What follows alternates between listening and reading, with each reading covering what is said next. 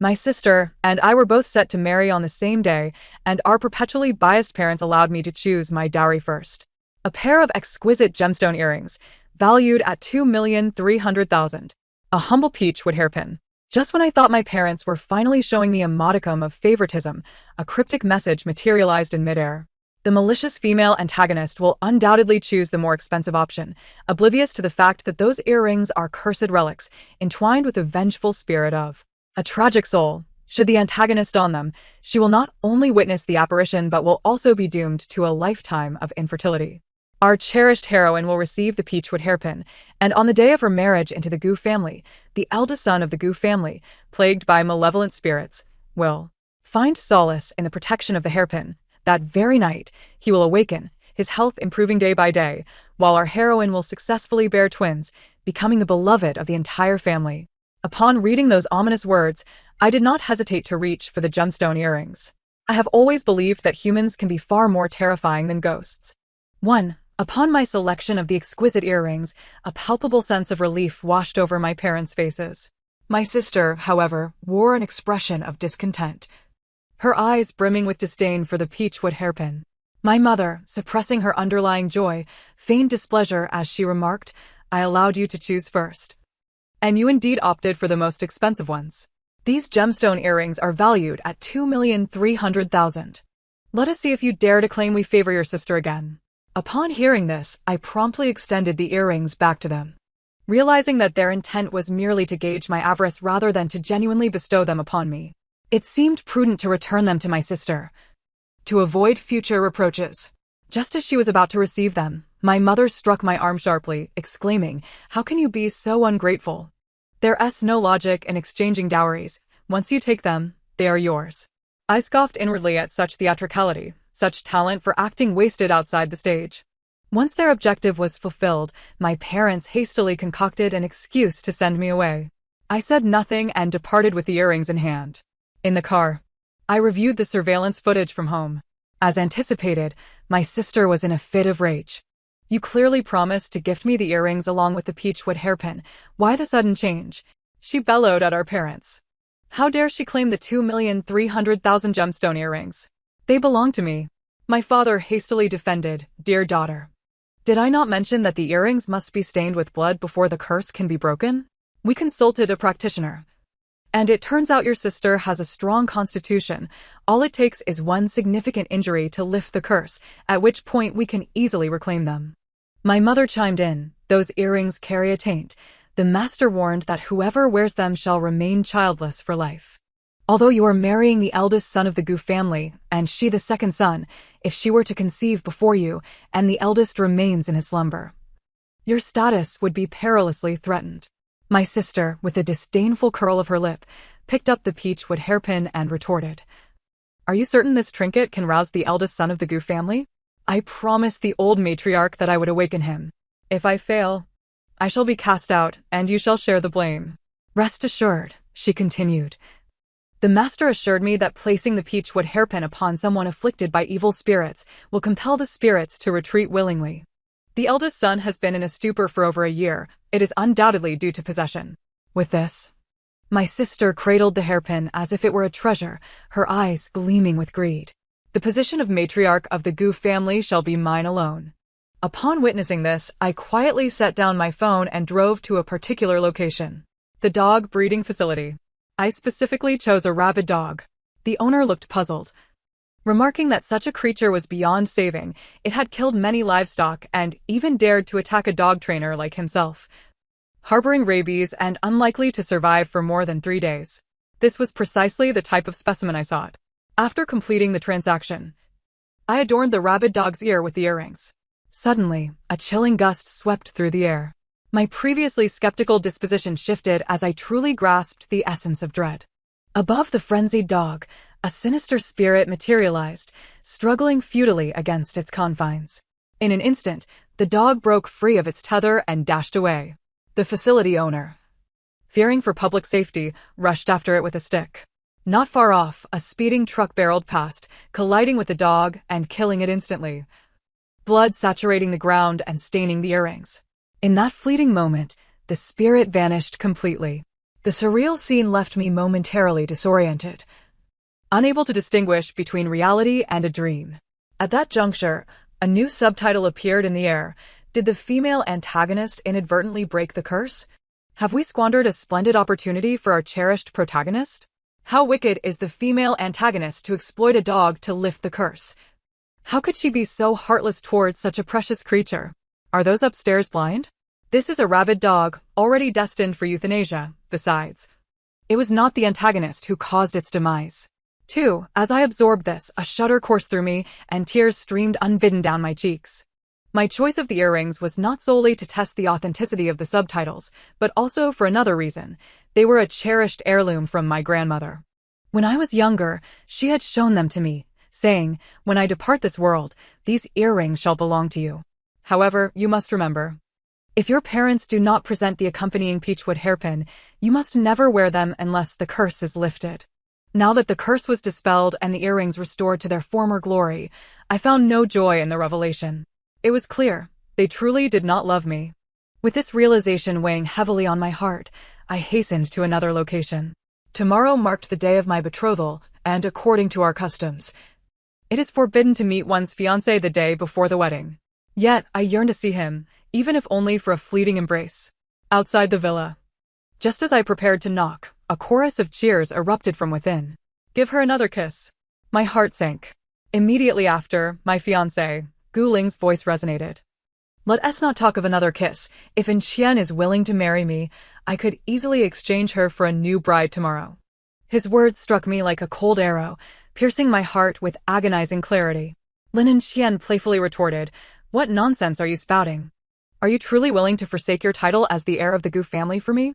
Gu Ling fell silent, while those around them quickly shifted the topic, the atmosphere soon returning to joviality. Outside, my mind was blank. Gu Ling and I shared a bond forged in childhood. Unlike him, who was cast into obscurity as an illegitimate child, I had basked in my grandmother's affection, frolicking with friends in the mountains and rivers. Yet, during one fateful escapade, I fell into a river and all those who had once played with me fled in terror, leaving me to drown. It was only Gu Ling who rushed in to save me. From that moment on, I followed him like a shadow for 15 years. Until he fell for Lin In Qian, the radiant belle of the university. For 4 years, he quietly watched over her, only to be cruelly mocked when he finally confessed his feelings. On that rainy day, I held him tightly as he drowned his sorrows in drink. It was then he first acknowledged me, saying, "You are all I have left." Not long after, we became a couple. 2 years ago, I saved the Gu couple from a car accident. In gratitude, they sought to unite me with their son. When Gu Ling learned of this, he erupted in anger. And it was then I discovered he was the illegitimate child of Gu's father. Through me, Gu's father learned of Gu Ling's existence. I know not how he persuaded Gu's mother, but soon Gu Ling was acknowledged by the family. With his talents, he quickly excelled in the position bestowed upon him by Gu's father, and it was then that he began to aspire to claim the title of heir, particularly after the eldest son of the Gu family fell into a coma. In merely 2 years, he transformed from a self-doubting outcast to the esteemed second son of the Gu family, forgetting his humble beginnings and the promises he once made to me. As I staggered away, ready to depart, the conversation inside continued. "You truly have suffered, but with your current status, what woman could you not have? To be compelled to marry a woman of modest lineage, what assistance could she possibly provide you?" The tone of that individual was laced with disdain and contempt. "Indeed, you are not like your brother, that frail wretch. He now lies in bed, akin to a living corpse, and regardless of whom he marries, it is merely for show. You, however, are the heir apparent of the Gu family and must wed someone of considerable merit." Someone chimed in. "Is it possible that old Madame Gu is orchestrating this from behind the scenes? She likely fears that a woman of noble birth might overshadow her son." There were murmurs of suspicion. Gu Ling remained silent, seemingly acquiescing to this notion. At that moment, Lin Anqian spoke with a tone of grievance. "Old Madame Gu is truly excessive. You are undoubtedly exceptional, deserving of someone far better. Yet she insists on forcing a woman of no consequence upon you, clearly demeaning you." Gu Ling appeared to console her and, after a brief pause, remarked, "For now, I must endure this indignity. Once I secure my position within the Gu family, I shall promptly replace her." In that instant, fury coursed through my veins. causing me to tremble uncontrollably. His return to the Gu family was a result of my audacity in presenting demands to Gu Fu. Despite his lack of favor with Gu Mu, I regularly attended to the elder son of the Gu family, hoping to demonstrate our sincerity to her. When he encountered insurmountable challenges at Gu Group, I sought assistance far and wide, endeavoring to find solutions. Ultimately, I was met with the dismissive words, "I will replace her at the first opportunity." My rage induced a visceral nausea. Clutching my mouth, I fought back the urge to vomit and hastily fled. The following day, the simultaneous weddings of the two young masters of the Gu family should have been a joyous occasion, yet Gu Dashye remained in a state of unconsciousness, rendering the ceremony rather austere. In the Gu family's garden, Gu Mu was preoccupied not with the wedding, but with the pressing concern of her elder son's awakening. "You had better not be lying. I grant you 3 days. If my son does not awaken, you may take your leave." Gu Mu's demeanor towards my sister was frosty, her words sharp. My sister, wearing a facade of eagerness, assured her, "Rest assured, mother-in-law, once I step through this door, I shall be a member of the Gu family. Enough. Go check on my son. Whether you can become a part of the Gu family hinges on whether he awakens." With a few curt sentences, Gu Mu dismissed her. I stood at a distance, awaiting my wedding, yet I had not changed into my bridal gown. Gu Mu turned and, upon seeing me, forced a smile, questioning why I had not yet donned my wedding attire. Her face bore the marks of fatigue, her eyes devoid of luster. In her relentless pursuit to rouse Gu Dashye, she had exhausted her efforts, consulting countless physicians and employing various rituals, yet her son remained ensnared in a deep slumber, as if his soul had been stolen. I retrieved my phone and played the recording from yesterday for her. As the audio concluded, she remained silent, until a voice emerged from behind me, the unmistakable tone of Gu Fu, "That ungrateful wretch. How could he treat you this way?" My eyes reddened, and with unwavering resolve, I declared, "Uncle, I shall not marry." To expedite the simultaneous wedding with Gu Dashye, Gu Ling had suggested we hold the ceremony first and then obtain the marriage certificate. Now, with my decision not to marry, there is no need for the ceremony, nor for the certificate.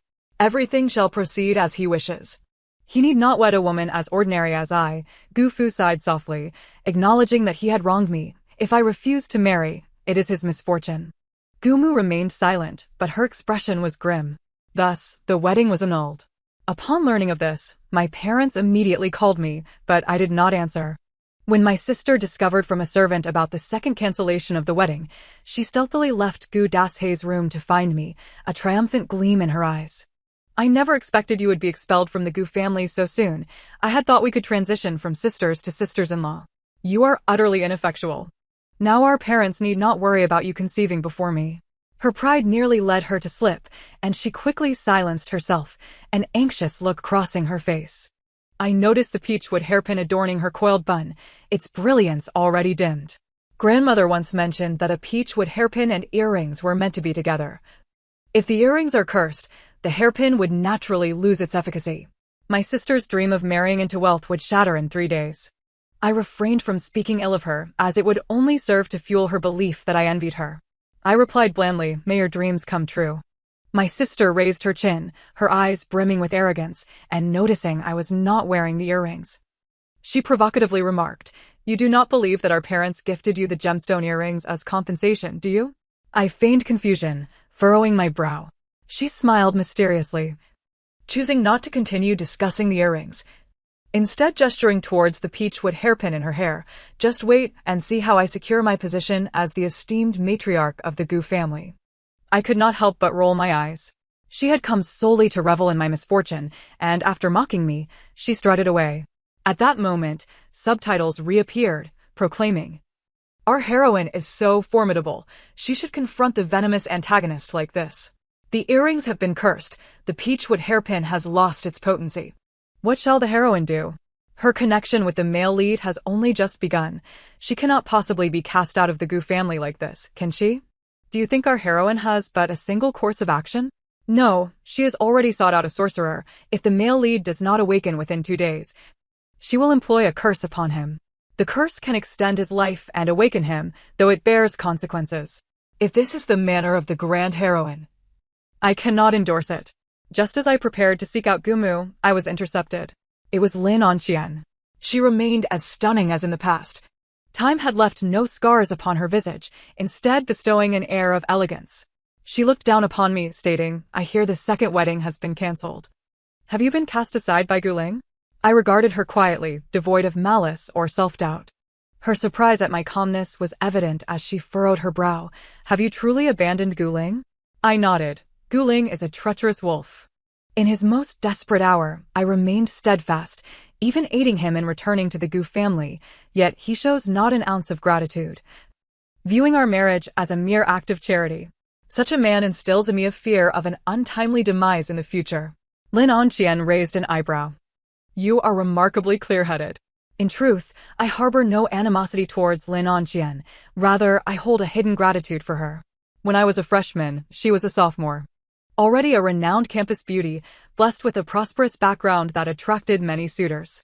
While working part-time in the cafeteria, I was intentionally tripped, sending my meal tray crashing and splattering oil all over Lin Onqian, ruining her white dress. I was terrified, fearing I could not afford the damage, and knowing that a girl of her standing would likely be prone to bullying. To my astonishment, Lin Onqian retaliated against those who had sought to provoke me, never once demanding compensation. I felt a weight on my conscience and discreetly researched the cost of that dress, which was over 36,000. I contemplated covering the dry cleaning expenses in hopes of restoring it, but when I caught up to her car, I overheard her conversing with her brother. "This was the dress you had longed for. How could it be stained? Which wretch was responsible?" Her brother had a fiery temper. "A stain is but a stain. Pursuing her for it is futile. If she were to suffer such indignity, it would be better for her not to have to repay it." Because of this, I toiled through a summer job and gifted her a bracelet on her birthday, costing around 7,000 to 8,000. She never wore it, likely unaware it was from me, as countless others presented her with gifts. Lin Onqian looked down upon Gu Ling, yet she now found it imperative to curry favor with him. The Lin family's business had been struggling for years, necessitating a strategic marriage, and the Gu family, with its vast wealth, presented a promising opportunity. Should her gamble pay off and Gu Ling ascend as the next heir, she could potentially salvage the Lin family's fortunes. Understanding her motives, I never held it against her. My ire was solely directed at Gu Ling. I loathed his indifference, his lack of loyalty. At that moment, my phone rang. It was a call from Gu Ling. Upon seeing the caller ID, Lin Onqian discreetly excused herself. I answered the call and Gu Ling's anxious voice came through, questioning how the wedding was called off and where I was, insisting he was coming to find me. As the groom, he was the last to be informed. Listening to his voice stirred a torrent of emotions within me.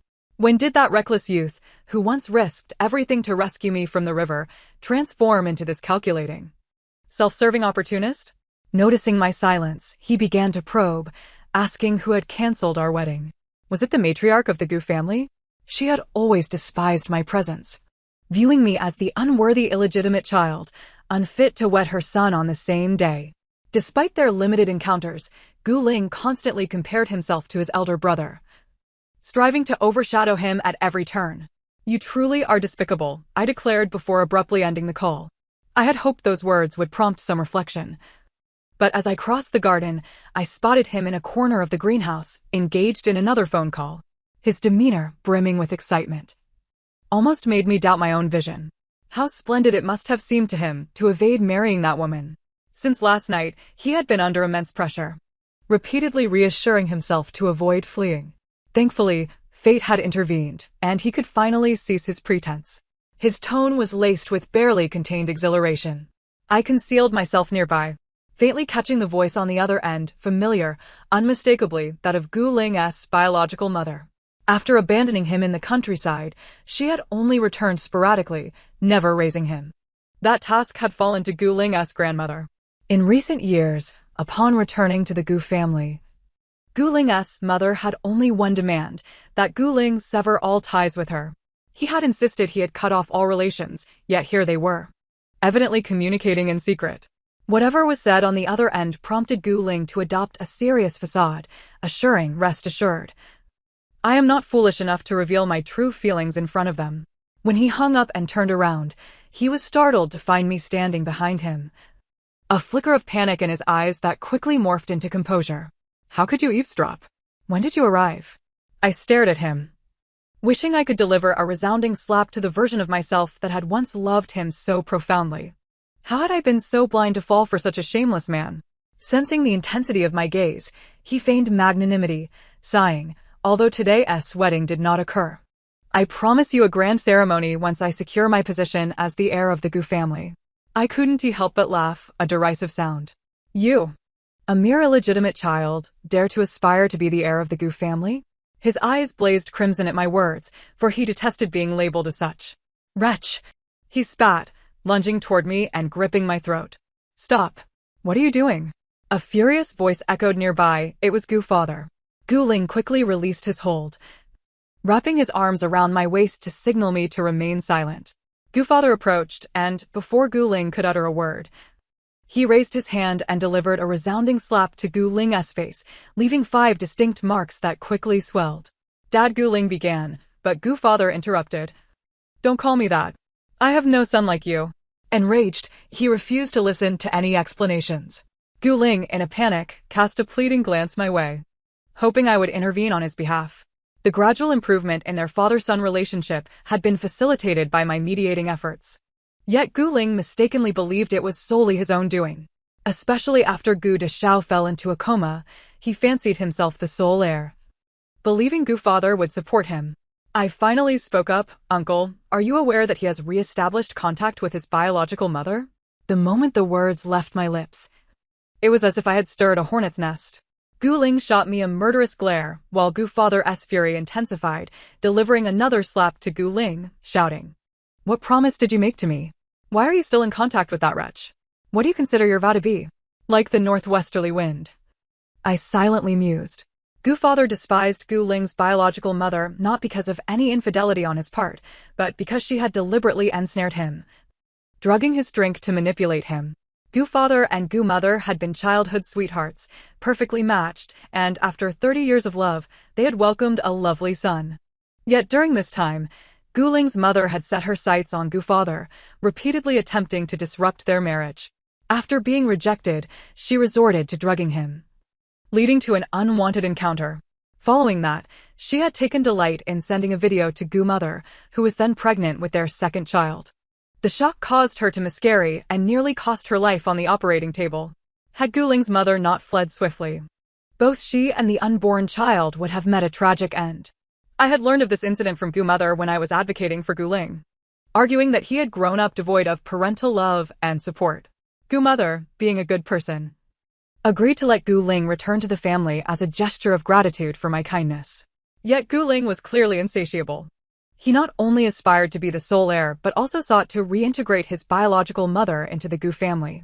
Gu Ling hastily defended himself. Dad, you misunderstood. I haven't contacted her.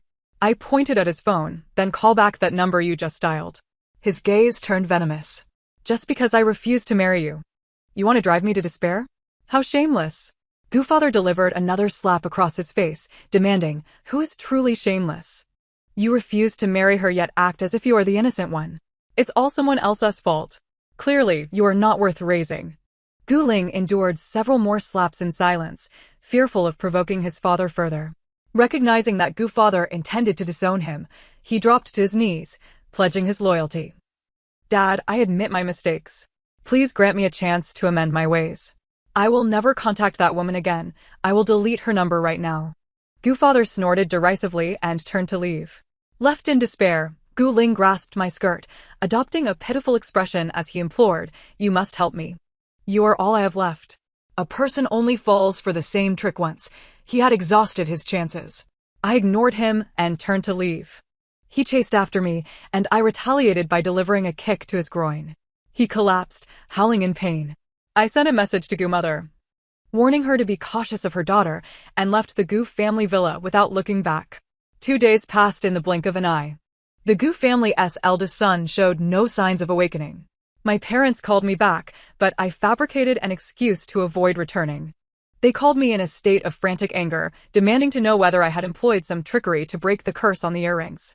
At this point, they had abandoned any pretense, having consulted a master who declared that the curse had indeed been lifted, rendering the peachwood hairpin ineffective as well. My sister's plan to awaken the young master of the Gu family using the hairpin had utterly failed. Faced with their accusations, I countered with a question. If it were not for your machinations against me, how could the hairpin have lost its potency? You chose not to treat me as a person first. The outcome you now endure is what you deserve. Since the curse on the earrings has been broken, return them, for they belong to your sister. I let out a cold laugh, stating that they were heirlooms from my grandmother. And did they truly believe I was oblivious to the truth? There are still elder relatives in the family who can attest to this. We are not dead yet. When did it become your turn to inherit?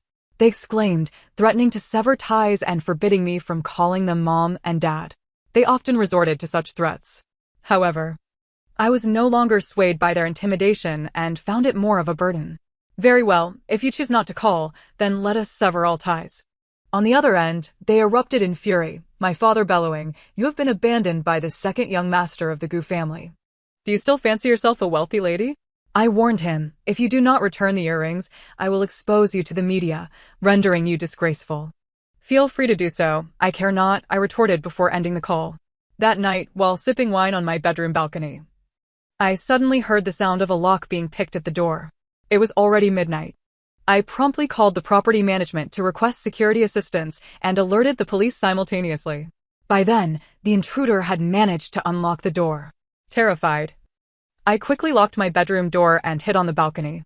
The thief entered and began rummaging through my belongings.